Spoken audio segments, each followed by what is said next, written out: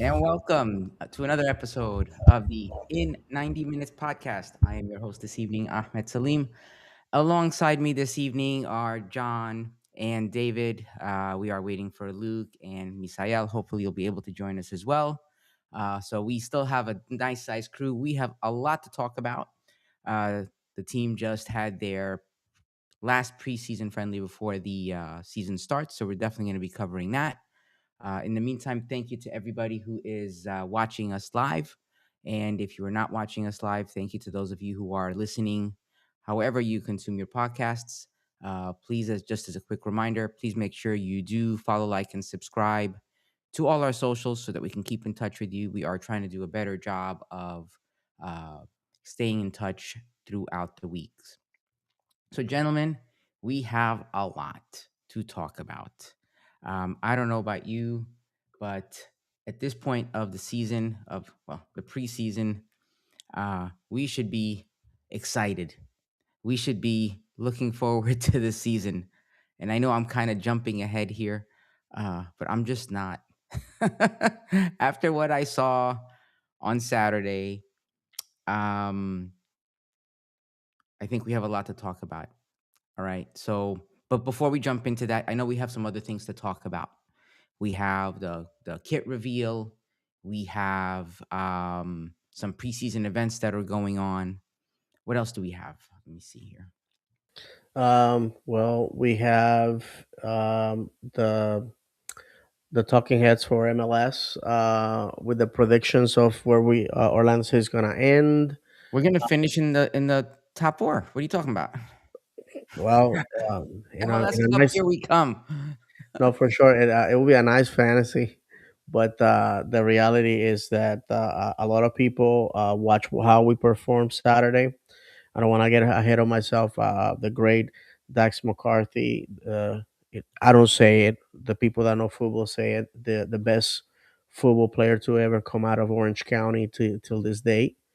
Um, a player developed in the Orange County Public Schools. On top of that, was in attendance. Obviously, Dax has retired. Hang up the boots with Atlanta, back in town in his native Winter Park, and I was at the game, and his very honest analysis of where we are was a cold shower.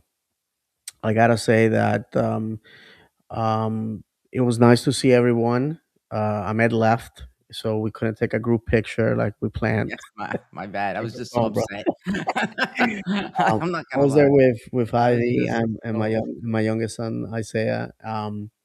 And the big winner of the night was the club because they took my money through the two pretzels and two uh, drinks that I bought. I have to say that it was a sovereign night as far as our performance.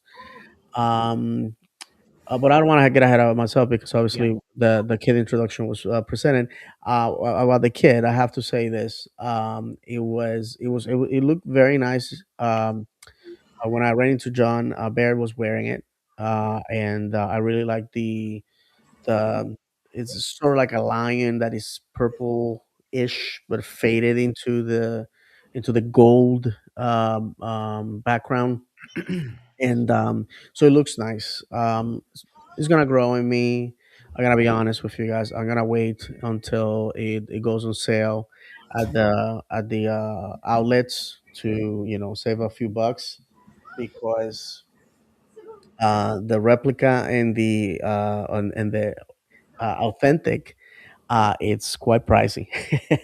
How much is it? Is it like $160? I believe the authentic is around that number. That's pricey. Of course, if you want to add numbers and names, it's gonna take it up there. Which critique my overseas teams, the kits, in dollars, usually round around the $50 or less, $40 to $50 mark. and each club has three kits plus the alternative, the away, the home, and We lost your audio, David. I mean, it's there, but it's like muffled. Something like. To verify that, I just looked it up. The authentic is 159.99, and the replica is 99.99. I gotta tell you, that's gonna be a hard sell for me. It's just the wall kit I liked, the thick and thin kit I liked, the legacy kit I liked, the storm, the perfect storm. I'm still waiting for that one's gonna go on sale at the end of this season. If you guys are interested in getting that, so keep an eye for that. And then sometime next season, this one will go on sale. But how about now? it's Do a I tough. sound better? Yeah, we can hear you better. It's Okay, just great. it's a tough sell. It's just I don't know. It's not Yeah, even yeah, like for me. It's still too yellow, man. Like you could have done a gold. Like it would have looked it's really different. nice with a gold. I It's think different. somebody on I one of gotta the give you social that. medias posted a couple of different jerseys with the yellows and showing the gold from our wall kit. The gold on the purple and the stripes. That's a Mhm. gold. If it was like a gold like that, I could have probably seen it be more popular. But I don't know. Well, I mean, what's funny too, and I'm not saying this to be to be rude or anything, but all I see in the kit is when you look at it, and I'll pull it up here in a moment. I sent it to you guys too, and I commented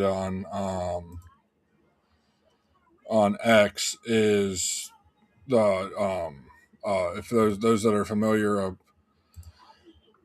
documentary that was on the Shroud of Turin, and it has it's basically a cloth that, depending on your point of view, has or potentially has or might have the face of Jesus on it, and Yes. all I see on above the our above Orlando Health is that that picture.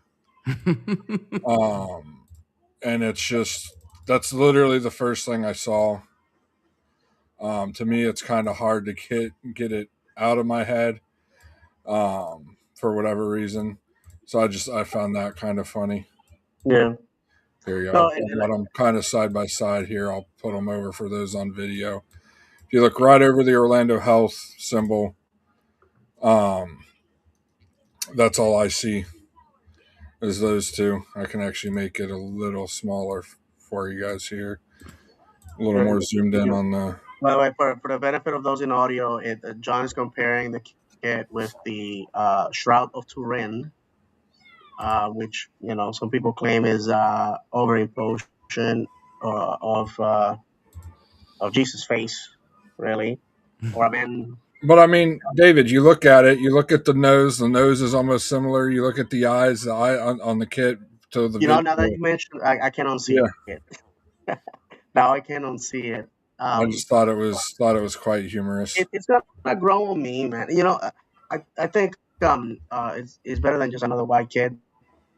My disappointment with the away kit this year is that, in my opinion, the Sunshine and the Heritage or Legacy kit was so they were like home runs, right? With bases loaded.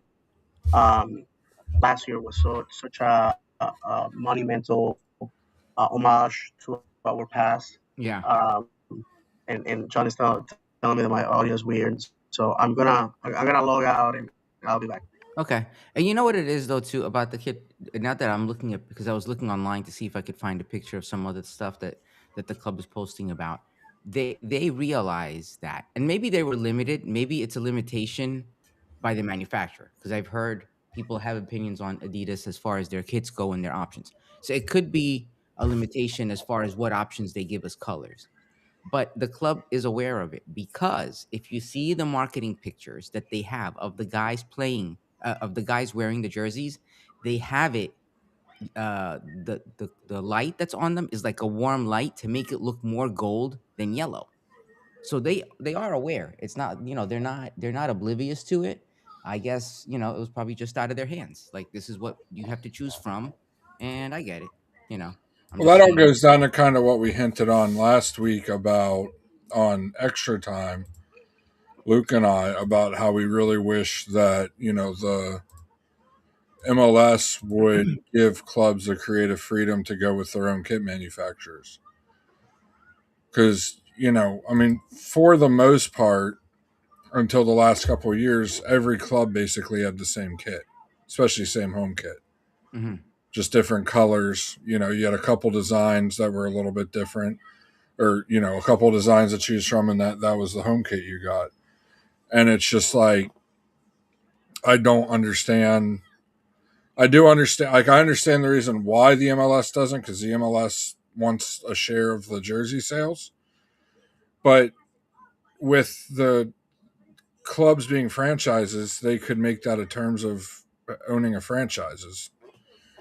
Show us what your jersey sales are, and we get X percentage of that, just probably like it already is. Yeah. Is the fact that the league loses a lot of money um, with the copycats from overseas. You know, all those Hmm. messy jerseys that you see worldwide are not that money is not being funneled back to MLS. So you know, again, like I said, a lot of people that from the fan bases of my overseas teams think that 180 $190 for a kit is super excessive, you know. And but here in the United States we tend to pay for that because, you know, we love the club, we want to represent. And I personally, I have wised up and I don't buy at the team store. I don't buy at the events. I just go to, and I'm passing the information down to you guys. Go to the outlets. And you know, last year I bought the home kit 50% off, and I bought myself a jacket 50% off. So you know, the reality is at this point, my friends, is that MLS continues to alienate the fan base, where you know you can buy Barcelona Messi kit for like $10 in any store in this town, but if you want to represent your local club, you basically have to you know, work a bare minimum 2 weeks to pay for one, let alone buy one for each one of your kids. So I don't know. Food for thought. I just think that there's this week has been it is going to be a lot of people expressing themselves of how they feel the league and the team is interacting with them. And it's something that if I am in marketing and I am at the club, I definitely need to listen to, because everything that you see in the league is financed by you and me. That money doesn't come from you know, from a vacuum. And I just think that we're taken for granted a lot of ways. And I'm not saying Orlando City specifically. I think the league, with their actions, are really taking away what what originally was an affordable experience when it comes to sports. And I'll finish with this. I was just telling the guys before this, the Puerto Rico Basketball League is having a friendly in Orlando. Why? Because they put their games on YouTube. They see that the traffic from Orlando, obviously huge Puerto Rican population, is big, and they decided to bring it here. And because I wanted to, you know, relive my youth, supporting my local team, I just shell out $300 for a friendly, for a friendly. So if you're a fan of sports, like I am, like John is, like Ahmed is, you're always gonna find a way to say goodbye to your dollars. But at the same time, if you have to think about paying bills and going to sporting events, eventually at some point you're gonna have to make the hard decision. And you know, we already have the league behind a paywall.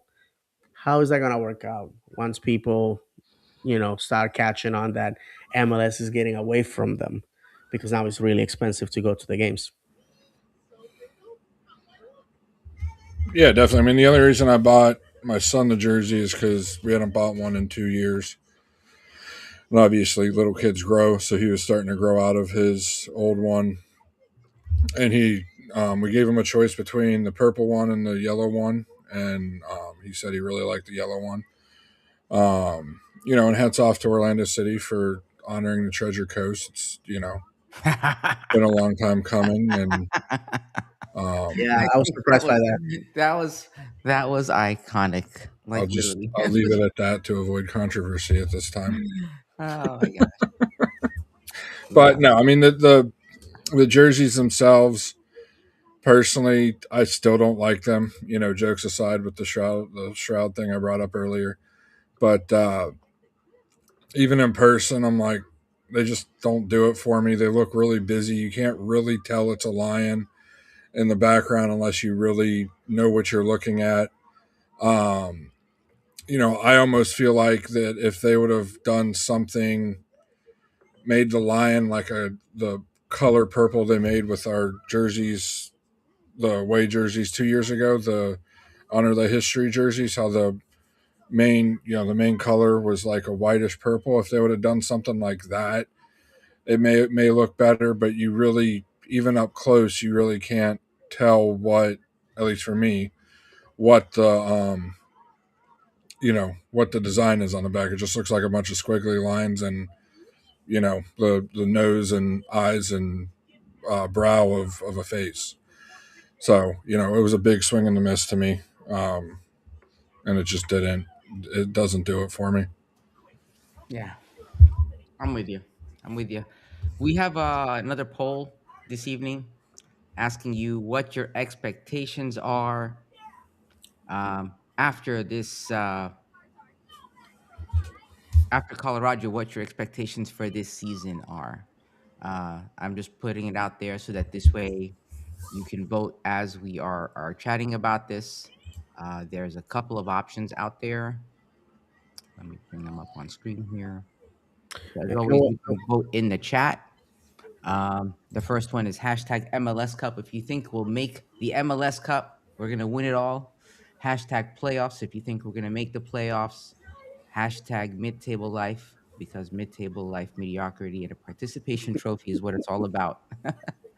uh, Hashtag don't finish last. If you're happy, just don't finish last and we'll call it a W. Hashtag no expectations because setting expectations is for people with healthy coping mechanisms. Or my personal favorite, hashtag here for the memes. I'm only here for the memes, cornhole, and prawn cocktails my at goodness, 14%. That's outrageous. yeah. Right now, we got 43% think we're going to make the playoffs, which you know what is not crazy because we all know that over 50% of the teams in each division make the playoffs. So Yeah, we have a few people that are will just be happy as long as we don't finish last, and then the rest of you are in the similar boat that we are. No expectations, or here only for the meme. yeah. Well, now that we're ushering to the to what happened Saturday, I'm not gonna scream. I'm not gonna wave my hands. I think Orlando City has beaten me to a pulp. The desire to fight has been beating out of me. So here it is. I was very excited to go see my friends again. To be under the floodlights, to be in the stadium. I was super excited. Both of my teams had won. My overseas teams, Steven and Chimaka, had won that day. So I was excited. I was really happy. I was like, man, it's not a TV show for me anymore. I get to watch live football. And while my expectations were tame, because obviously we had such, you know, you know, our team has been, set upside down. I wasn't expecting to get beat up like that. 4-1 was the score line for those that don't know. And I'll keep it short so the guys can talk. To me, this event, which is an event that us, the season ticket holders or season ticket members, ask for, what had to be treated like the way you have you have your investors, right? I My company is publicly traded, so there's an investors event where they have to get people excited so they can buy more stock options, et cetera, et cetera. Us as season ticket members, we are investors in the club. We're putting money ahead of time, right? Before we know what the product's gonna look like. So what the job that Oscar Pareja had that night was to put the strongest lineup and have the team win. Yes, preseason is to try different things, etc., etc. You could do that in the gazillion preseason games that you had before this, but that wasn't the night for that. It was the night to get people excited. I know of many people that because you get 4 tickets, right? You invite friends, they get excited, they go home, they call their rep, they sign up. It looked like a funeral. People were really, really upset. In fact, most of the people left after the third goal. Okay, that is not how you want to look like a week before your home opener, which as of right now is nowhere near to be a sold out. So that's another faux pas on the club. We can't sell the one game that most likely has to be pencil in for everybody because it's the beginning of the season. And I finished with this. We looked very bad, and I it gave me 2018 vibes. And I know there's a lot of people saying that I'm negative, blah blah blah, whatever. This is what I told the guys. They already know. Oh well, John and Luke and Ahmed. No, I'm sorry. Misael. When I was leaving, I said if we lose the first 2 games, Oscar Pareja has to go. I'm telling you right now, I don't have the energy. There's a lot of good people that I've known for years that did not renew season tickets. People that have been here since the USL days, the hardcore people that have been people that paid to see 2016, 17, and 18. That, in my opinion, those people deserve medals and statues, and probably sainthood. So call the Pope for that. And I have to say that I left thinking this is a disaster. If Colorado wasn't a prolific goal scorer last year, they put 4 on us. Red Bull is a better team than Colorado. If they play us like that, it's gonna be a disaster. So don't be surprised if we end up 3-0, 4-1, or something like that. And last, the second game of the season is against Inter Miami. Is a derby. Everybody knows the stakes are that. Inter Miami is playing in Bayamon, Puerto Rico, on a friendly against Independiente del Valle 2 days before. I expect all the starters to go out there for 15 seconds, come back and then play us hard. Messi, so they're saying that he's injured, but if we lose that second game at home, because the only thing that we hold over Miami right now is the fact that they have never beaten us in our home ground. If we lose, especially without Messi, and we get beat up, and mind you, the world is gonna be watching that game. At that point, they have to do something because the common denominator remains the manager. And like I said, we respect him. We really like him, but I cannot fund. Uh, I can bankroll this same story of this is the year. This is the year. I have bills to pay. I have other things. This is discretionary money. It doesn't mean I'm gonna quit the club. It doesn't mean that I'm not gonna watch the games. I can watch the games from home and save a ton of money, like many of you have already have. And yeah, that's the nitty gritty. I've been a season ticket holder since 2019, and probably this will be my last season. Based on what I saw, I saw a team clueless and no ideas, and to be honest with you, the only thing that that's going to be the cherry on top is if the once again the club insults us by giving us a shopping bag with a scarf and a patch that nobody wants. How many of those do you have, by the way? I actually 1 year, 1 year they were giving them away at the friendly because people wisely did not pick them up, and I gave them as gifts to our friends in England, to Taylor and Dan. I don't wear those scarves. They're horrible. The 1 year it was purple lettering on purple background. So if you're on TV holding it above your head, you're holding just a purple fabric. Make it That's make fair. sense. John, you want to go, man? The friendly was something. um, It wasn't very friendly, honestly. There was a point when I was like, "Wow, we're going at it." yeah, I mean, nothing like your team going in a half down 2-0 and then picking a fight, just looking like a And bunch we of literally were the ones spoiled that picked that babies. fight. I saw it happen right in front of us. Who started that fight? Because I only caught the So, tail end of it. so I don't remember It was the guy who was Cartagena and some boxing. guy. It was no, it was Pasalic, Cartagena, and somebody else. Actually, you know what? I have the video.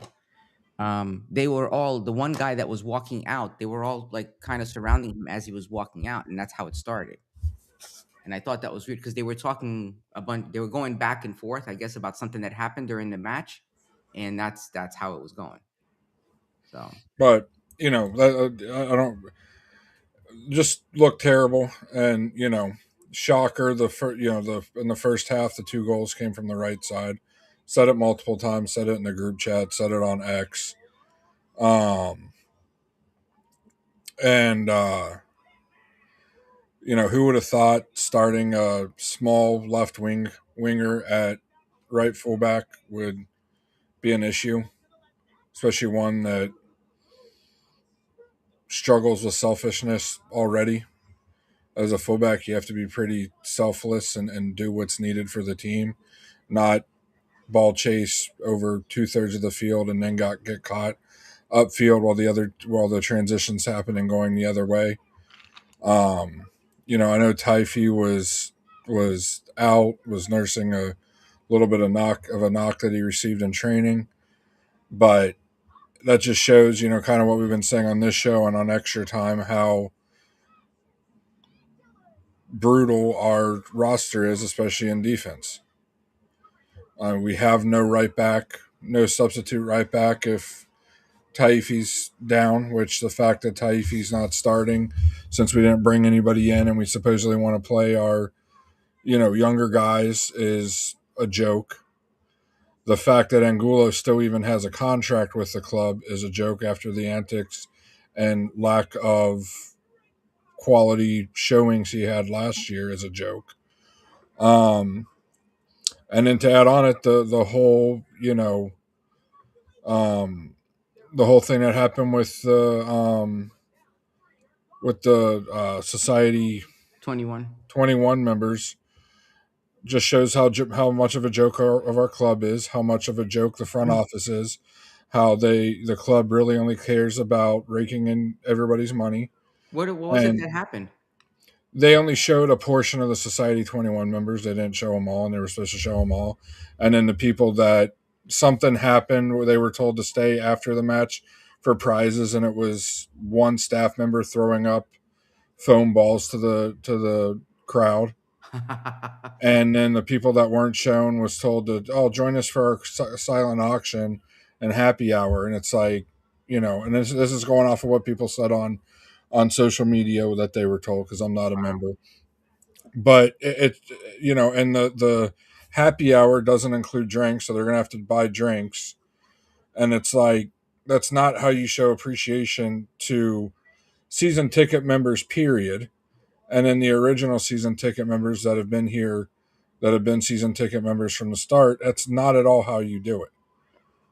And I'm sick and tired of giving the club advice for free on how to do things. I'm not going to do that on this show for this subject. But it's so simple. You just listen to what they want. Listen to what your season ticket members say. I stopped my season tickets, and I'm not the only one that stopped it. People that had it much longer than me stopped their season tickets this year, because what's the point? Like, when the Wolves obviously don't give a rat's ass about what this club does on the pitch, we still have a manager that everybody thought nationally was going to get fired at the end of the last year because of how we floundered at the end of the year. And then he's still brought on. We still have 22 of 30 possible slots. We only have 22 out of the 30 possible slots. So we still have 8 roster slots that could be open for the entire roster. We need help at center back. We need help at right back. We still don't have it. We still have a designated player. But cool, you're waiting till the summer. With the way Saturday looked, by the time the summer comes, we're going to be so far out of it, nobody's going to want to come play here. So you take care of what you can take care of off the bat and not wait and hope we're still in a position at summer. Because with this coach, with Angulo playing right back, and with the coaching staff's lack of plan to go forward, or when they do go forward, we can't defend it all. We're going to be lucky not to be stuck in last place by a lot come the summer transfer window. Yeah. Yeah. You're not And wrong. I just want to add our good friend David gave some info. Number 99 on Colorado was chirping, and then he went on to Atuesta and Passalich. Yeah. Um, I would like to address further of what John said. Obviously, we're a podcast about the football, about the tactics, and all that. But I think, we love the club in a way that to us it's more than just a place to go on a Saturday night and waste 90 minutes of our lives. Um, I'm not gonna say the person's name because obviously we don't have permission, but he put it in a public forum, and I am told this individual is one of the first people to sign up for season tickets back in 2011. I believe I had met him at the focus groups, and when people like this feel this way, alarms should be ringing. And if you guys allow me, I will read this real quick. This is what he emailed to his rep. And by the way, my rep, Paulo Noguera, awesome dude. But I hear that not everyone has been blessed with the attention that I received from Paulo. So it says here, not on you, but this is a poor excuse and response. The front office either doesn't care or truly has no clue. We're sorry. Come to our silent auction for a free drink and spend more money. This club was built on the connection between the club, players, and the season ticket members, casual fans. This has completely disappeared. It seems like the club only cares about the wall, quote unquote, the cheapest tickets in the house. We get it. The wall is important, but so are your average and long-term season ticket members. I've been a season ticket member since 2011, spending thousands of dollars and hours supporting this club, merch, travel, parking. At this point, this will be my last season due to the way the STMs have been treated in recent years: constant price increases, deteriorating team performances, thoughtless STM gifts, lack of any and all communication, parking another. I could go on and on. I personally have been voicing my concerns for several years, and aside from Russell, I guess Russell's the guy for security, right? John, is that He's a him? Okay. They have fallen on deaf ears. It is sad. It is a sad day for us at season ticket members and fans. I'm happy to discuss this with anyone who. Uh, I'm sorry, because okay. So I personally have been voicing my concerns for several years, and aside from Russell, I'm certain many other Society 21 members will be happy to discuss as well. Thank you for your time, which I think is intelligent, concise message. I have to say, and we have already said, the season ticket gift is of poor quality. I'm not here for a season ticket gift. But also, one of the things that made me fall in love with Orlando City was the feeling that I was part of something bigger than myself. That I was part of this little tribe. That we were gonna go into MLS. That I knew, air quotes, the knew Phil, the owner, and Inchi and the players, and over the years, if you guys have followed me in this show or other shows, we had the opportunity to bring on former players, former staffers, and the reality is that there's a lot of people that created an environment to make our club successful. and that did not happen overnight. And these are the people. The part where he says that, the hours supporting the club, merch, travel, and parking, that is something that is very critical to me, because time and money are resources that are very limited, and you have to see. You have to feel that we're moving in a direction that is success. Once again, and we're tired of saying that here, for the last 11, 12 seasons, we have seen teams, four teams that came after us that won the Supporter Shield, four teams that came after us that won the MLS Cup, and here we are in 2026, still hoping that this is the year that we can scratch our way into the playoffs. That we put a star above the crest, and it's not gonna happen. As much respect and affection that I have for Ricardo, I just don't see it, man. And this is something that is critical, because I can't look at people in the club and say you don't care. I can't do that. I really can't do that, because I know them. And when you see somebody and talk to somebody, and you see them in the eye, they are truthful people. They're genuine. They're trying to create something, but the reality is that money fuels everything. And reading the debacle of Duncan not going to Blackburn, a team that right now is fighting for its life and maybe in League One next year, and the fact that we went for Muriel really as a last minute pick that was horrific financially, and it affected the success of our club. Um, Guys, I just think that at some point the words have to match the actions, Yeah. and it's devastating. It's devastating because I love the game. I love the club. The club has introduced me to people that otherwise I would have never been able to be friends with, because we don't run in the same circles, right?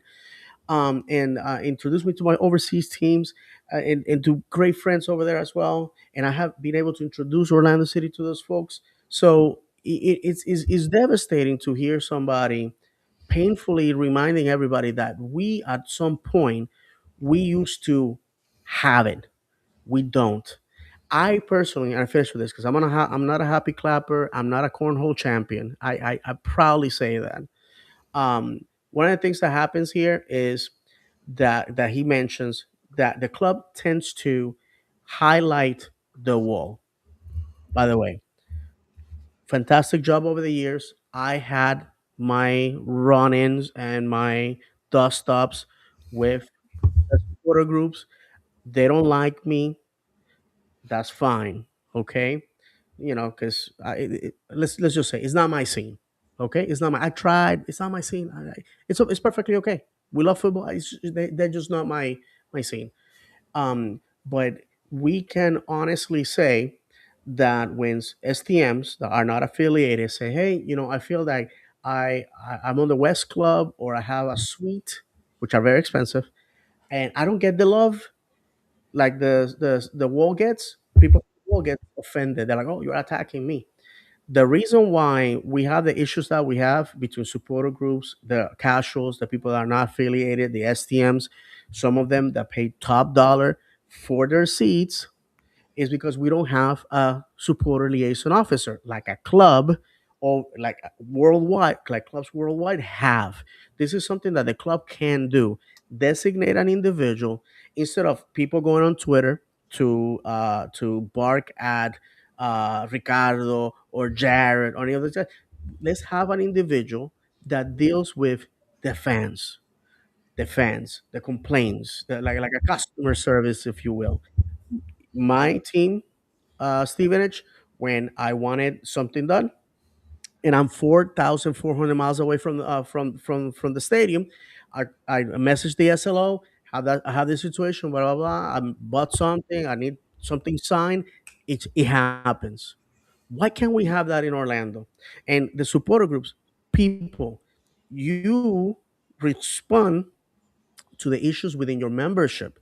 You're not the voice of the fans, because You have made it very, very clear that you don't want other groups to sprout, because the charter in Orlando City states that the supporter groups have to approve the new supporter group, that new group has to have 500 season ticket members. And by the way, has anybody audited the Iron Lion firm or the Rockers to make sure that those groups meet that criteria? I would like to know.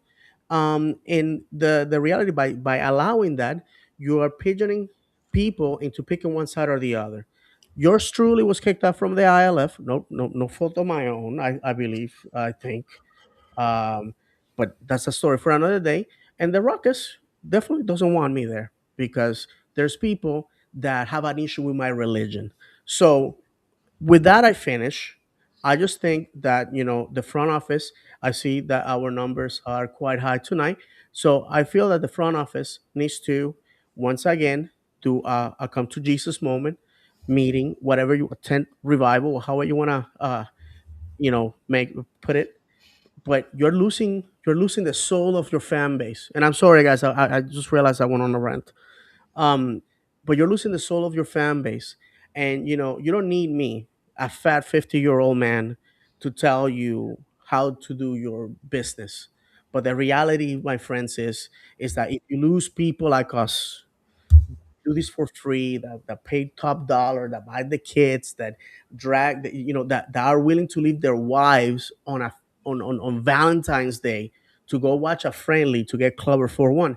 If you lose those guys, you're gonna have an empty stadium. Yeah. And with those people, you can't get them back. Sorry, guys. No, no, no. Yeah, and you kind of left off where I was going to pick up because I mean, the thing about it is have, we'll all be the first day. We said we need a change, right? With our roster, with everything. So what we're seeing right now, I don't think is any surprise to any of us to an extent, right? Because with change, things are going to happen with change, right? You get new players, you get new strategies, you get, different dynamics. And I feel like that's expected, right? What's not expected is what we saw on Saturday, right? We went, eh, I mean, because you can turn around and say, "Oh, they're just gelling," which I'm sure somebody's just gonna say that, right? You're talking about professionals, and you're talking about people they didn't just meet yesterday. Even if one guy is new, two guys are new, ladies and gentlemen, what you are seeing, what you saw this past Saturday, is what you should expect to see for the immediate short term, at least. And the excuse is going to be they need to get to gel. I just want to know, why do other teams not need to gel? Because I feel like we're the only ones that need to gel, right? Like they're all professional athletes. We have people that go to other teams. Do they still need time to gel over there? I mean, I feel like it's this. Okay, because I don't want to go off on a tangent too. I feel like we're seeing the same thing. Different players, new different players, but you know what? It's the same outcome. And you know, I think we were missing Janssen. I was talking about it with my son because he has his opinions too. We were missing Janssen. We were missing Ojeda. We were missing a couple of the guys. And I'm like, you know what? That's great because guess what's going to happen during the season? You're going to have that situation where you're going to be missing those guys. We're going to have situations we're going to be missing key players, and this is the team that we're going to be left with. So my issue isn't that we lost because I don't care about a preseason match. I don't even care about if we lose during the season. It's just how we're losing. It's how we're playing. These guys are not playing like guys that need to gel. These guys were playing like they just met before they walked out onto the pitch. You know what I mean? And that to me is the disappointing part. And if you don't see that, that's an issue. I feel like this season is going to be a true test of the fans. This is going to be the kind of season that is going to test how true a fan are you. Because I remember one of the first matches that I actually attended. It was I had friends who couldn't make it to their West Club seats, and they let me graciously use them. It was the Sounders match against City at home, and the stadium was like more than half empty. And I have a feeling, not that I want it, but I have a feeling this is the type of season that's going to be. Based on what I'm seeing right now, I can't see it. going better without getting worse first. I have a feeling that this is going to be a long season. I have a feeling this is going to be a challenging season and it's going to be a tough season. And there's going to be a lot of finger pointing, blaming, and things are going to go really, really wrong. And I would love to be wrong about all of this, but based on what I saw, I I don't think so. We're limited in options. We're trying the same things that we know don't work and we keep doing them over and over. You know what that sounds like? Last season. And the season Sounds before, like last and the season. season before that, and the season before that. Yeah. It's like we're limiting ourselves. Like within like the first 20 minutes, you already knew what our strategy was. Spicer's gonna go up, he's gonna try to cross it. Nobody's gonna be able to get the ball in, and then we're gonna go try to get Angulo. Angulo's crossing it. I don't know if Angulo's crossing it to Spicer or if Angulo's crossing it into the box. And it's those same things that keep happening. And it's I don't no think Ngolo knows where and who he's I'm not crossing it to. and I'm not even saying it, I'm not faulting those guys, right? This is a because it could be 11 other guys. Last season it was, and it was the same situations, right? Or if, at least I feel like it. And I'm talking about it strictly from somebody who just watches the matches. I don't consider myself a technical expert in any way. But when we're losing like that the way we did, that should worry a lot of people. And if your excuse is they need to gel, that should worry you too, because it's always the case. Like they've been training together. It's not like they've been training in isolation from the rest of the team. All of these players have been training at a training camp in somewhere in Mexico together. So for somebody to say they still need to gel, maybe the training camp should start sooner then. I really don't know what to say, because and you could say, yeah, well, they beat Cincinnati, whatever. We're going to have good games and we're going to have bad games. It's not the outcome, it's how we're playing. And the only match that we have to judge based on is what we saw, and what we saw on Saturday should not make anybody happy. And then on top of it, you have it on Valentine's Day. The only good thing I have is I took my wife there for Valentine's Day. You gave her another reason to be pissed off at. Thanks a lot. Like, give me a break. Yeah, it I mean, in the game against Cincinnati, depending on who you believe or what have you, pretty sure that was against a lot of Cincinnati's reserves. I believe it. And the thing is, Um, the other thing, you know what? We have the Sukada, Caraballo, um, um, my God, young, Gashki. yeah, all these guys that they brought in. That was probably when they subbed in Sukada and Caraballo and them, like at the what was it, the 70th minute, 80th minute, something like that. The team, I felt like, came to life to an extent. There was like a re-energizing of the team. I would have wanted to see them start. I mean, it's probably an unpopular take. I would have wanted to see them start, because Yeah. we had a couple good opportunities when they came in, but I No, don't know. absolutely. well, I mean, imagine, going back to what David was saying, he put it perfectly. They can say this and they can give you a smile and say, make sure you fill out those surveys after every match. But until they start showing action, that they actually appreciate us being there, that the season tickets have value, that even just a single game ticket has some extra value to it, people are going to stop showing up. People are going to stop investing in the team. Hmm. And like Ahmed said, it's going to be a redo of 2016, 2017, 2018, 2019. People will show up for the opening match and will basically sell out, and we'll lose more than we win, and or lose and draw more than we win, and you know where's the trophies that we were told we were going to be getting when the Wolves came, and they said trophies, they didn't Right. say trophy, And, which actually that when they came in, you can't even credit that to them because that was before they took ownership. right. And Most of John, it. an empty stadium. I just want to add this: an empty stadium doesn't mean that the fans are gone. It's just that they're staying home and Yeah, watching. no, definitely. I mean, look at what happens in Europe with protests over ticket prices and team performances and stuff like that. I mean, look at what happened in LA last year with their supporters. How they did a walkout, and their GM said a couple weeks before that he'd never leave, and pretty sure he quote unquote resigned shortly after that.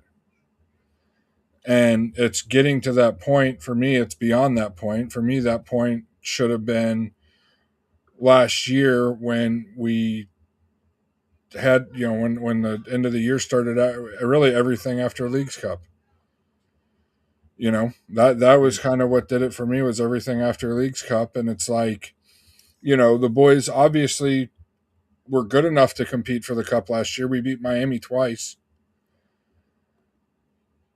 But it's like, if if they weren't motivated and they were playing Miami, they laid an egg.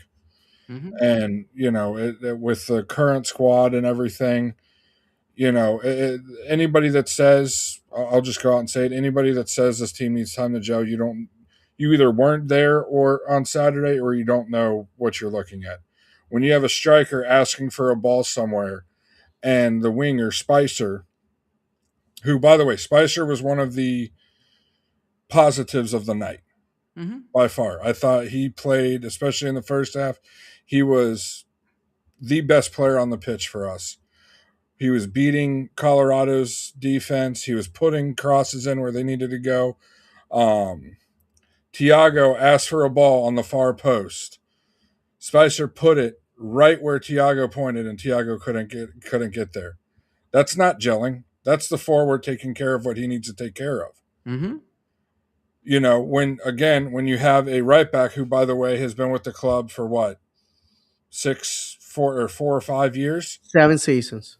Is it Angulo's seventh season? Yeah, because he got here in 2020, Wow. and you got to No, remember that he was after 2020, David.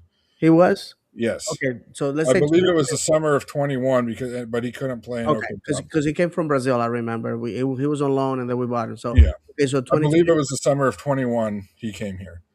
Um, So so that's he's that's been here six for seasons. five full seasons at this point, and he doesn't even know where he's supposed to be on the pitch, or at least that's the way it looked Saturday.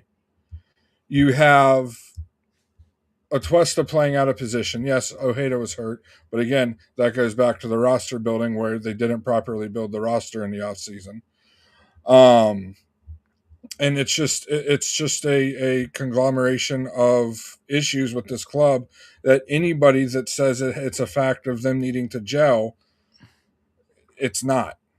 Plain No, and but we simple. say that That's not every even a year. matter of opinion. It's fact. Like, it's so bad that it's a fact that it's not that they need to gel. If it was they need to gel, okay, we lose 4-3 when because Colorado made that free kick, which, by the way, we made a free kick too. That was our only goal. We didn't make us have a single. We scored one goal and couldn't get anything through the run of play. You know, same offensive tactics. We never had more than one or two runners in the box for a cross. We never, our transition was hit a long ball and hope somebody gets it. We couldn't work through Colorado's press, which was an issue all last season. And it's I'm sick and tired of seeing the same thing. I said it last year. I said we need to get rid of Poppy before he becomes a villain. I am extremely nervous about about the first two matches, period, that we're going to lose, But that's especially that Miami match. yes, If exactly. we lose that Miami match, and you guys think you've seen me go nuclear on the show before, you haven't seen anything. If we lose that Miami match, David said he thinks Poppy is gone. No, Poppy better be gone, because the club isn't getting another dime of my money until he is. I. I'll change card numbers and everything, and they won't be able to take my money. Because if we lose to Miami, a team that we haven't ever lost to at home, and we go and lay an egg, and we lost the home opener, which before last year we hadn't ever lost. It was the draw, wasn't it? The home opener. It would still, No, it was a or I'm loss sorry, against Philadelphia. we dropped points. I'm sorry. Yeah, last year we lost our first home opener ever. It was a Uh, loss. No, I yes, thought it was a against draw. Philadelphia. That's what I thought. Was it Philly? Okay. Yeah, brother. It was. I have to say this: Philadelphia. Obviously, the supporter shield winners. They play beautiful football. and a paradox because they were a team that had stuck with their manager for a long time. And correct me if I'm wrong. I believe that we Oscar Pareja is the oldest manager with their club. Everybody else has sacked theirs. So it was an eye opener. I was very disappointed. Everything in football, there's never, it never and always don't exist. So And real quick, David, if I can just finish yeah, what I yeah, was absolutely, saying. brother. And for those people that want to come and say, well, if we fire Poppy, who are we going to get? There should be one person we call that's We need already been on the line. Wilfred Nancy. The dude knows the league. The dude knows how to coach on the league. The dude's won MLS Cups. If Ricardo and the owners really want to change the culture, really want to bring trophies, that's who they will bring to this that club. conversation Is you have Wilfred Sunday Nancy. morning. That conversation Wow. you have Sunday morning, this past Sunday. Yeah, it's not. Yeah, it should have already happened. It should have happened before that. Hey, Wilfred, Poppy's probably going to get canned after we lose to Miami here, second match of the season. You want to come coach here? What it will take? Oh my god. Absolutely. You guys really think, let me ask, do you guys really think that that's where their heads are at? I personally, No, their heads are stuck in everybody's pocket, trying to make as much money they as they have can. no interest in making any change right now, regardless of who it is they bring in. I honestly don't believe that. I believe what you see is what you get. The only way I can see them making changes, and as much as I hate to say it, is like I said, if you walk into that stadium and it's half empty, then you got their attention. But I want to highlight in order for Ray's that to comment here. happen, you're gonna have to be. It's gonna get worse. I No, really absolutely, don't brother. think they're gonna make any changes until something that drastic happens, which is unfortunate because it shouldn't get to that. But that's because they're disconnected. John's dad says, Ray, thank you very much for always being Yeah, there for us. thank you, sir. Give up 4 goals, very unlikely to even get a tie. And that's absolutely true because what happens is you put all meat on the grill and then you surrender goals, which is what happened. Because, by the way, when we score, it was game on. It was 2-1. It was salvageable. And then 3 and 4 came after that. But to add on to what John said, is very simple to me. We have gone in a direction for far too long. I follow the club on LinkedIn, and the club has made some changes in the front office, particularly in marketing, and in I would call customer service, but obviously the club calls it like, season ticket member or fan ambassadors or whatever, because they understand they have to keep us in the hook, right? I'm not a salesperson, but I work around people like that, and you always have to always have to refresh your product, because once you sell a product, people don't have a need for it unless you create the need. That's why, I'm holding my phone. Apple comes with a 14, the 15, the 16, 17. Create, they change a little thing here and there to create the urgency of saying, "Oh, this is obsolete." My phone still makes phone calls; it works very well.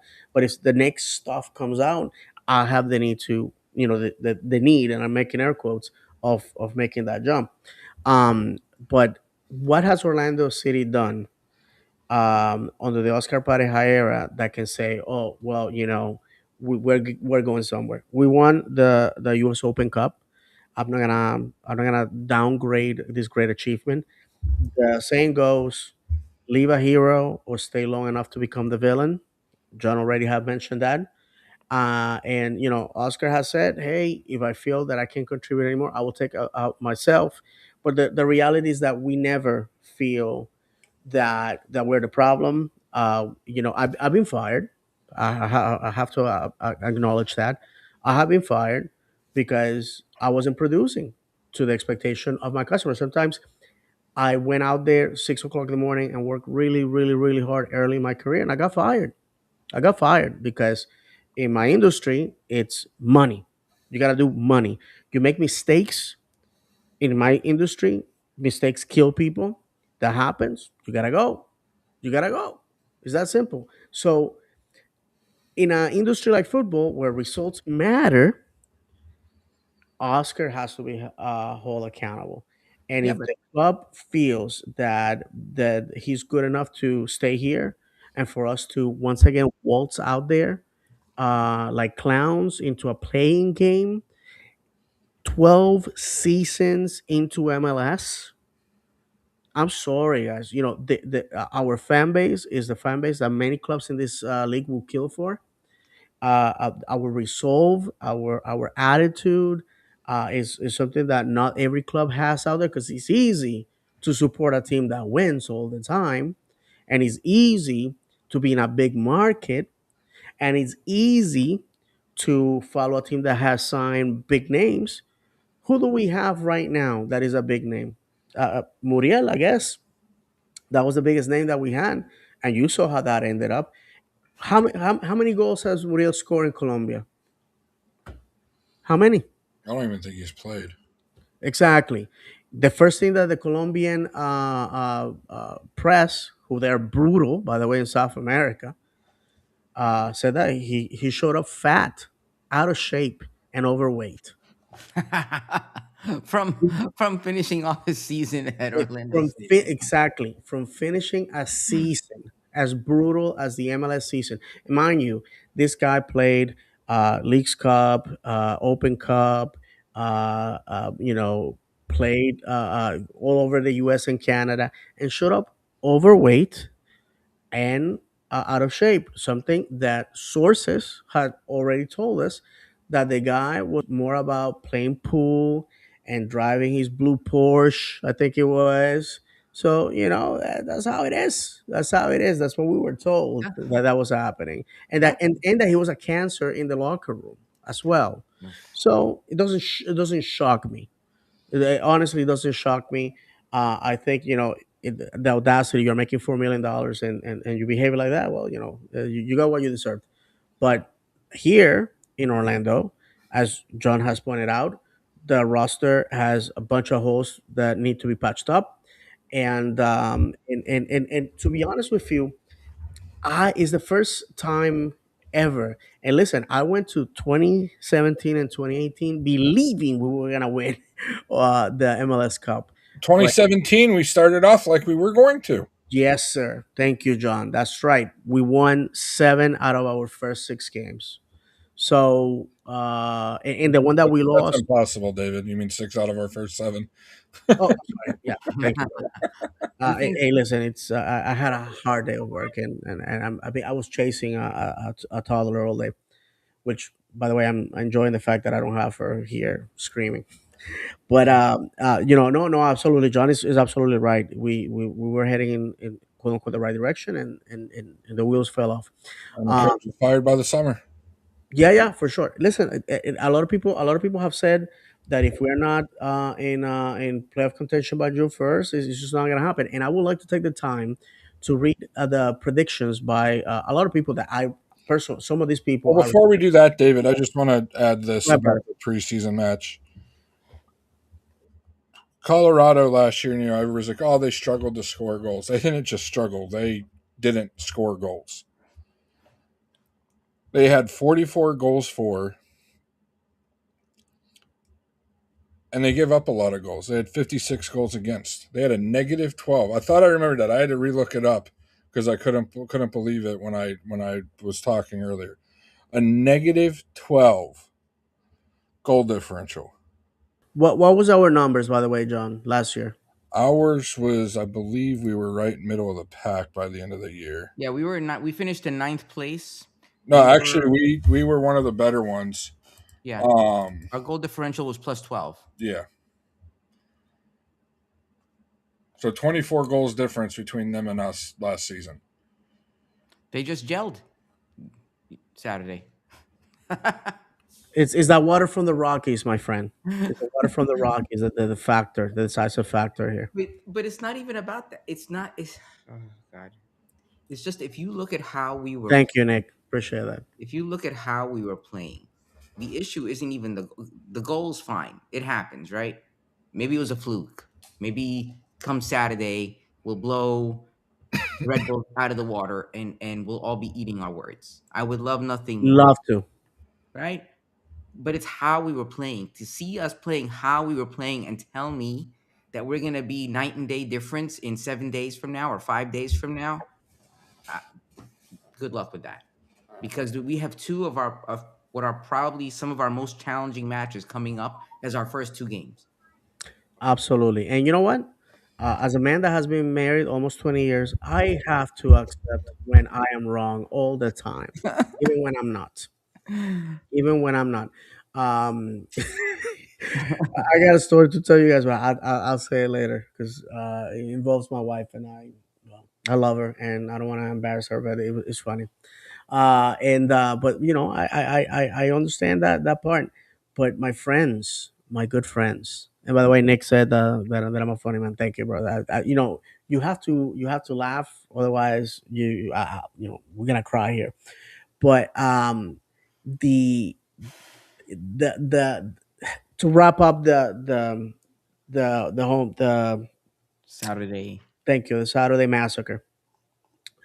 Um, to me, it was really a telltale sign of how the season's gonna go. And mind you, I've been to the stadium in 2018 when there was only 10,000 people in the stands. I have seen Inter and Co, also known as Exploria, also known as the Orlando City Stadium. I've seen Paramore empty for a league game. I think the only game that had less people was the one when Chelsea and Arsenal were playing down the street. We played Philadelphia. I was told that the butting seats were like, you know, close to 7,000 people. So the reality, my friends, is that we may go into that direction. And you know, sometimes you need seasons like that to remind the ownership that we're not cattle, and that, you know, and that we're not 2 year olds that can get distracted by a balloon, you know. And my point is this: down south, I hate to say it, but down south, that's all they've been doing. You know what their preseason was? We're gonna go overseas and we're gonna play real teams. What did we do? We went down to Cancun. We rode bikes, right? And we played some local team. I personally, I don't follow the Mexican team, Mexican league, but I don't think there's any big teams in Cancun at the moment. And then we come back to Florida, and you know, and we play teams that are not going to test us. You know what I would do, seeing that our ownership are billionaires. I would have taken Orlando City. I would have taken Orlando City to England. Let's play League One and League Two teams, the reserves of Championship, and the reserves of EPL teams. Let's take Orlando City down to Argentina, or to our manager's Colombian, and a legend in the Colombian in Colombia as a country. We could have gone to Colombia. We could have gone there and play whoever. But you know, it's easy to fool ourselves into this idea that we're good enough. Jason Christ used to take our team to Jacksonville to play Jacksonville University. By the way, I believe they're like Division 2, Division 3, something like that. And we used to demolish them 30-0. And then we used to look at ourselves in the mirror and go, "You are good." And then season starts, and Atlanta comes to town, and Jose Martin is taking his jersey off, and you know, doing like he's just smoked us. And you know, as a fan, over there in Section 3 on the south side, I have sat there and I have taken humiliation after humiliation. That's why my wife knows I will never cheat. You know, my employer knows that, you know, I can take all the abuse from customers, because you know what? It takes a special individual to be hit by a freight train on the face and jump in their car and go home without jumping over a bridge, because you know that's what it is. So you know, so far we've been sold this idea of success that hasn't materialized itself. And John, will it be okay if I read the predictions now, or do we have more fabric to cut? You're muted, brother. So I'm done. I think I'm done beating a dead horse. I hear you, brother. So, like I said, these are the from Andres Aguila. He has a seventh in the East. Marcelo Balboa, a legend for the U.S. national team and one of my favorite Spanish broadcasters, had us 10th. Max Bretos has us third. Steve Kengialos has us 10th. Daniel Chapella has us seventh. The legendary Miguel Gallardo has us seventh, but I believe that he has us there because obviously he's Orlando City through and through. Michelle Giannone, hopefully I'm pronouncing that correct, has us seventh. Tony Husband has us eighth. Sasha Kleshton, who played here in Orlando, has us 12th. You know, Kalen Kyle has us seventh. Lori Lindsay has us eighth. Dax McCarthy, once again, a local kid, has us ninth, and he was there. So this is probably out of all the comments, the one that is closest to reality. Sammy Sadupnik has us eighth. Bruno Vane has us fourth. Bruno, you need your head examined if you think that that's the performance of a fourth team, especially with Max. And the biggest hater of Orlando City ever, a villain, Bradley Wright Phillips, BWP, has us 12. If you notice, the two dudes from Red Bulls that got their teeth kicked in by Orlando City several times has us 12. Even Sasha, who played here, he whatever. But again, nobody, no, as with exception of two people, everybody sees us either not making playoffs or making that playing game, which in my opinion, is absolutely not Mhm. playoffs.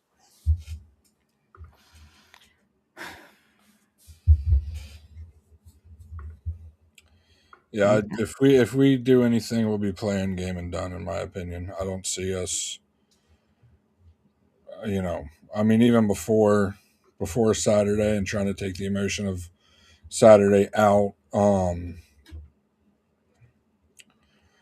I thought we'd be lucky to be ninth.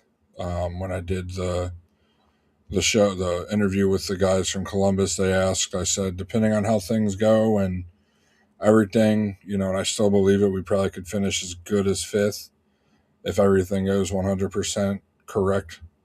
I said, but if things go bad, we'll be looking at the wooden spoon. Depending on how long Ricardo keeps Poppy around and who we're able to pick up in the summer and injuries and all that stuff. I mean, it wouldn't be that far out of the realm of possibility, or well within the realm of possibility that we finish last.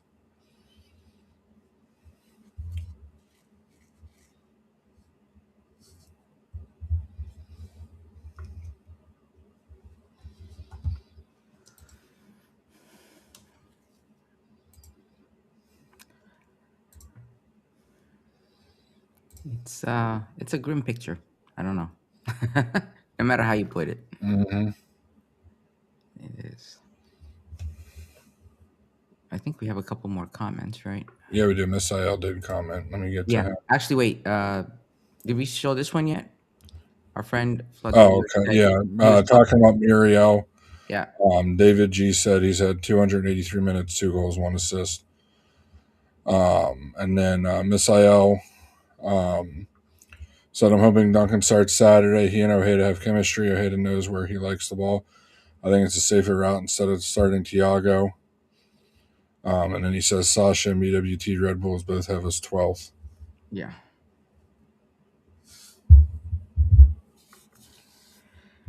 We're a long road ahead. I really do believe that. I believe this is going to be a challenging season for us. And could we see a turnaround? Yeah, because we do have a lot of change in the team, and I think we could see some positive turns. But I think it's going to be a long, long road ahead. I hope not, but We got some comments here. Yeah, we just yeah, read we them. just read them. My bad. That's okay. That's So what happens when you go away. That's all right.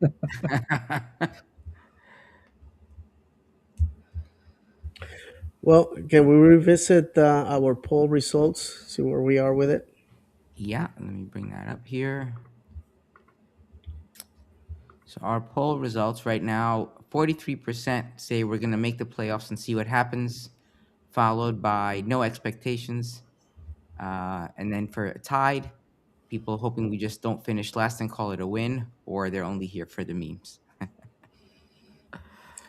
Well, guys, at the end of the day, unfortunately, it seems like Misael is not going to join us, and neither is Luke. So, obviously, big losses missed. They're missed dearly. Um, Going into this game, Red Bulls.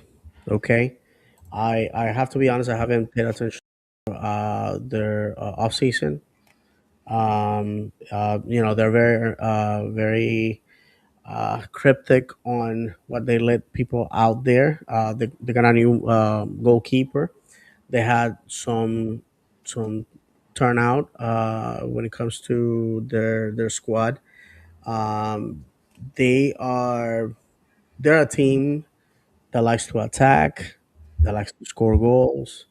It's a team that stole our opportunity to go to the final 2 seasons ago, and it's a team that wants to come here and win because they see us as vulnerable. Um, I have to be honest with you. I don't think it's gonna be a win.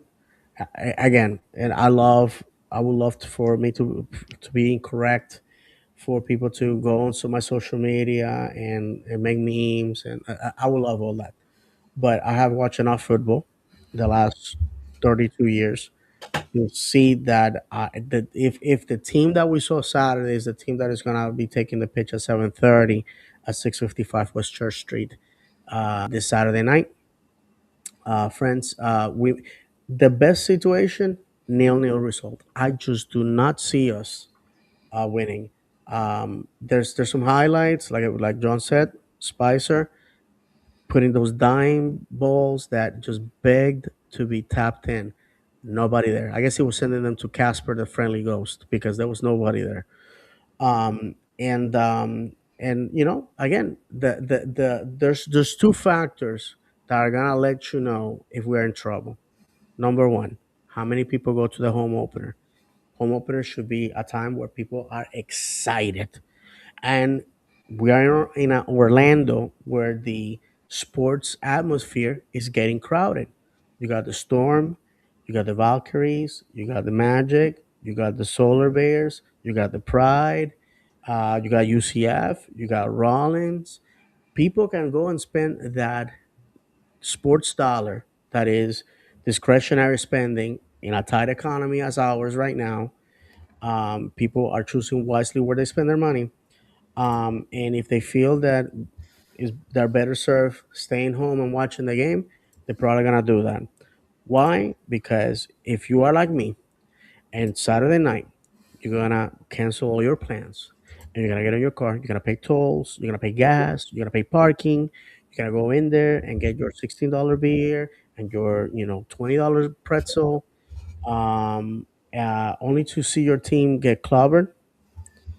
I got news for you. Many of those people are not gonna be coming back, and the only chance to have a sellout is probably gonna be against Miami, and you know how that goes. It's just pink, messy number 10 jerseys all over the place. And if you are lucky, maybe some people will alternate the kits. By the way, at the season ticket member game, there was, once again, kids with messy kits. Why? Really? But I didn't see any. you know, There was definitely one. yeah, Actually, honestly, I know who you're talking about. The specific. yes, I saw that. I That was just a pretty cool kit, though. That was. I'm not No, gonna that's lie. perfectly fine, but it's not the attire to go No, to the one game hundred like the one percent. that we witnessed. But again, that's it's just me and my craziness. I don't even know why we allow them in the stadium. Turn people away if they're not gonna wear neutral colors and they're just gonna be there to try to stir people up. They shouldn't be there. Yeah, John, but it's just basically parents allowing their kids to play dress up with the messy kid. Um, I well to finish what I was saying, if I am Oscar Pareja right now, he has a mission. His season is one game right now. If I am Oscar Pareja, my season is one game.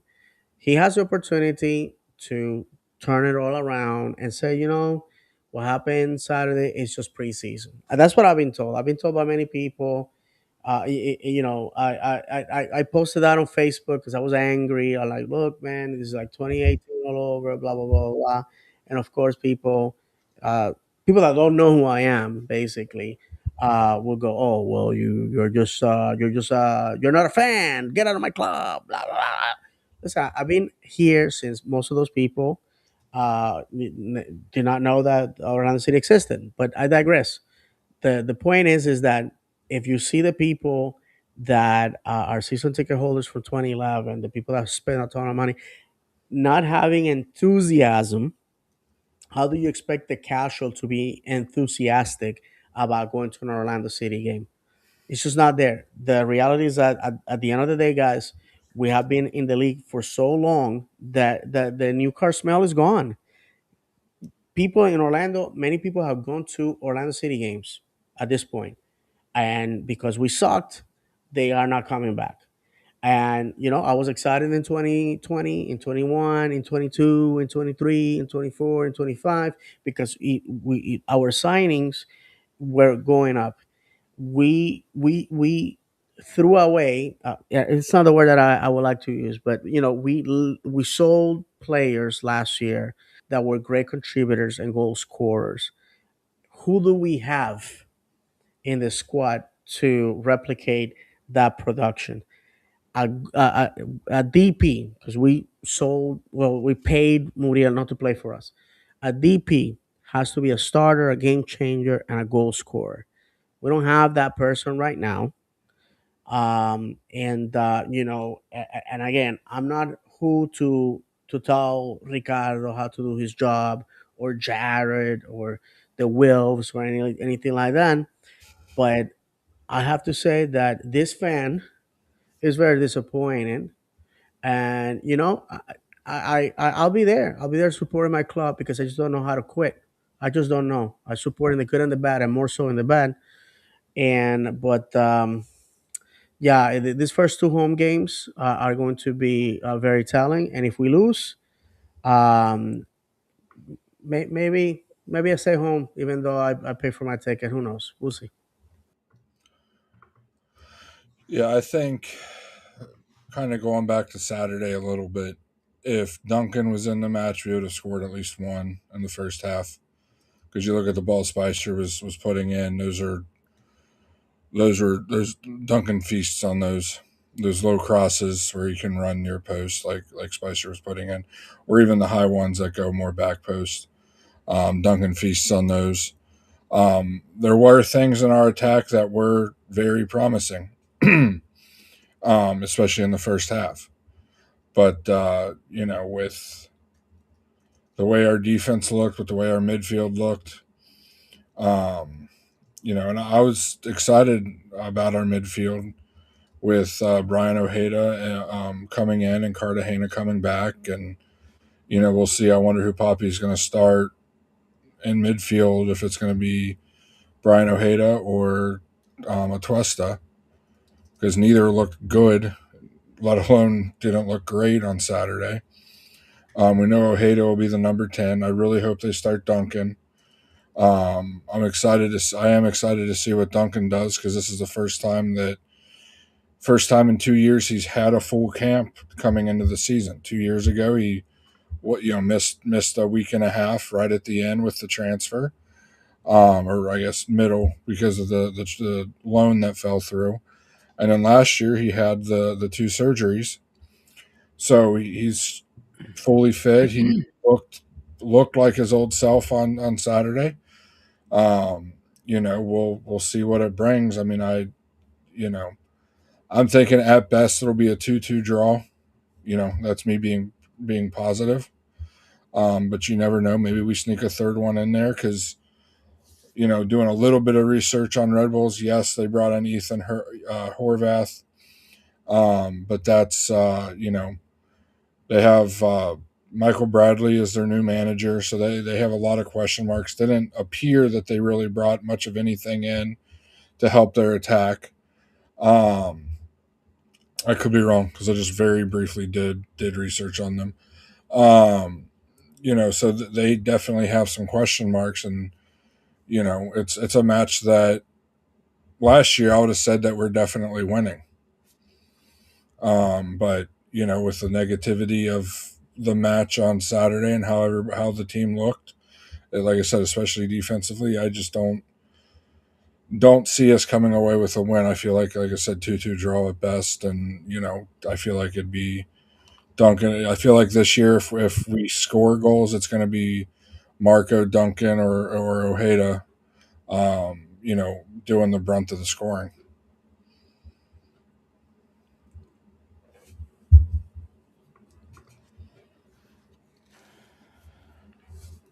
Ahmed. I just want to see us play well. I want to see us play well.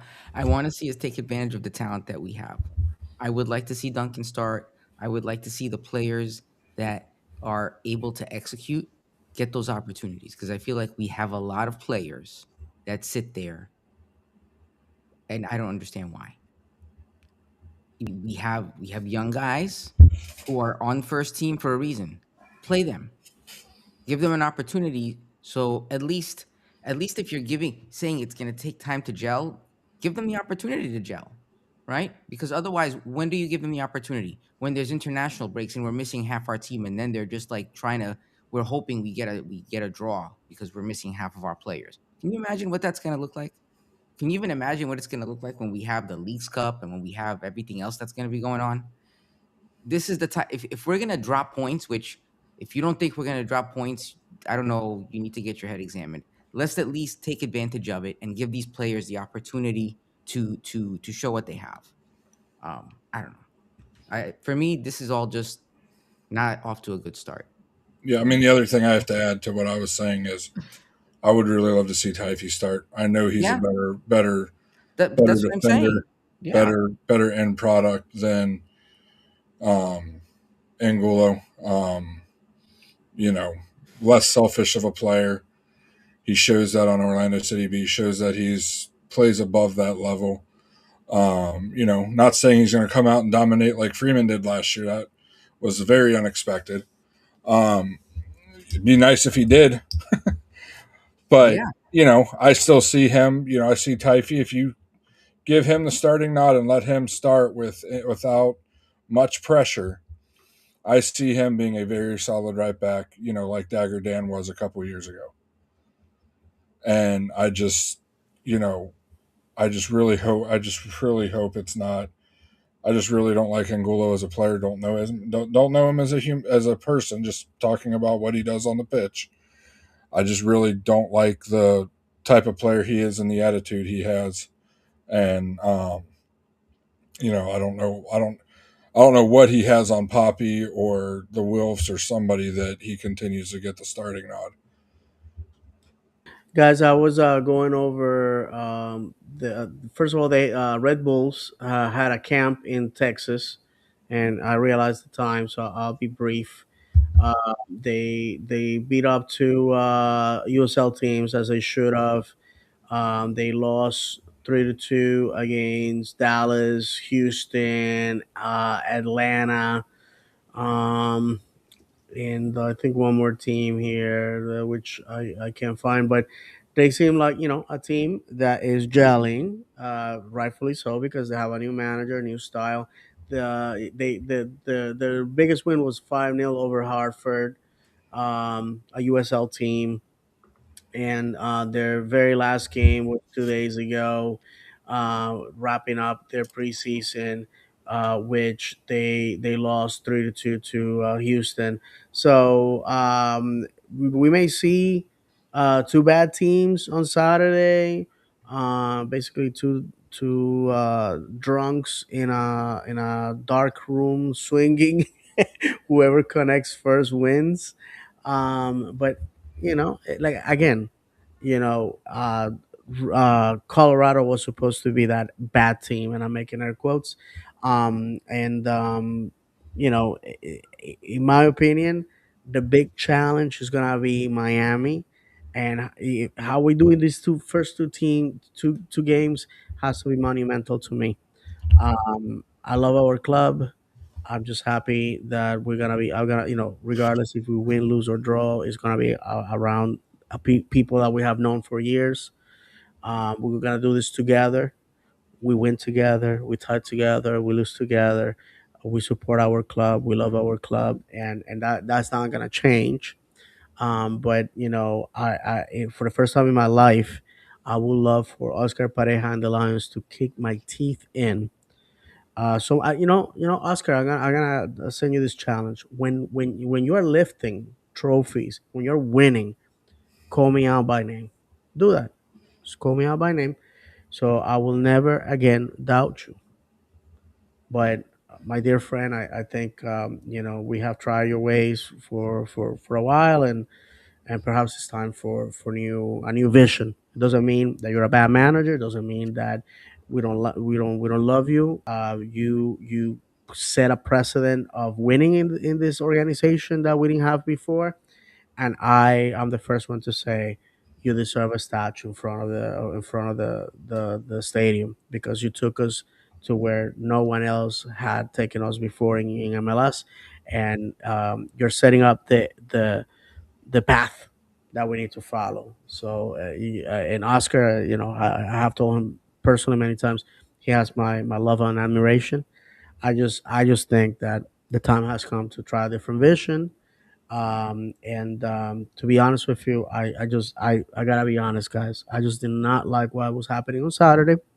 That's just my opinion, and opinions are everybody has one. It's a free country that your boy David fought to keep, to give you that right. So I leave it at that, guys. Final words for us to say goodbye.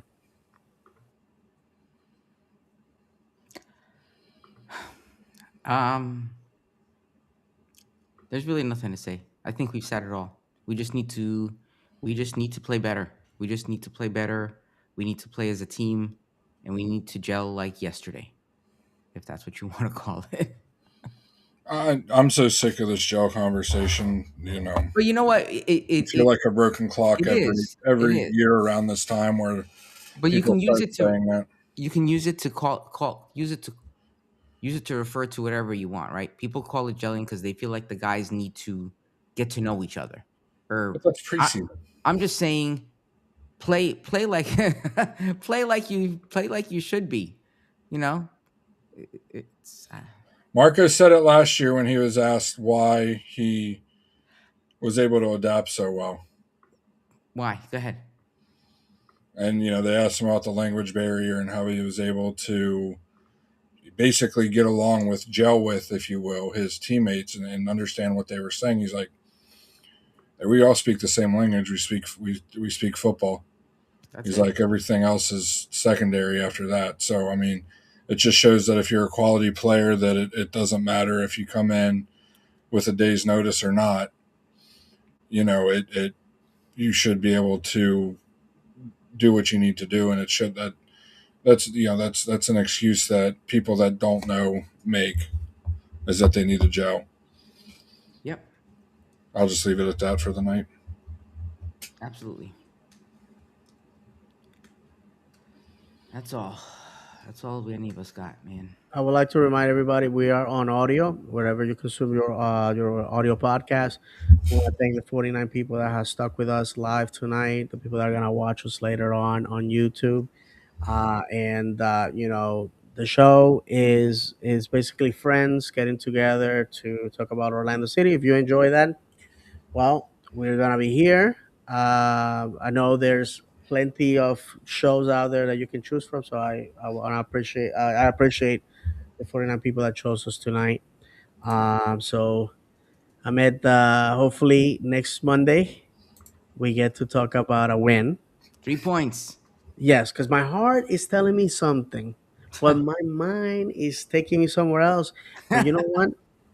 You know what? The reality is I just love Orlando City, And no matter, I have said it before, I already requested that players take me to my resting place. So once again, Orlando City can lay me down one last time. So vamos, Orlando, as always. Let's get excited for the season. Whatever happens in this roller coaster, we're going to do it together. And let's see how we finish the season, either in the ICU or at the top of Space Mountain. Those are the choices, guys. Uh, If we win Saturday, it'll be our first win since September 20th. wow. John, I say let's stay positive. I'm about to go to bed. I'm about to go cry myself to bed. You didn't have to do me dirty like that, bro. John, why do you have to be that voice right now, man? We're trying to end on a positive I note. said if we win. I kept that as a possibility, which Yeah. throughout the whole show is positive. Oh my gosh. All right. So I think that's it. We're gonna close it out. Hoping for the best. Thank you everybody for watching. Thank you for supporting the show. So we're gonna leave you the only way we know how, reminding you that football is played on grass, not on paper, and the pitch still looks good. That football is cruel and unpredictable. That football is a pound of talent and an ounce of luck. And if you have not cried for joy or anger, have you ever really footballed? For David, John, Misael, Luke, and all the fans of Orlando City, may God bless you. And as always, vamos, Orlando!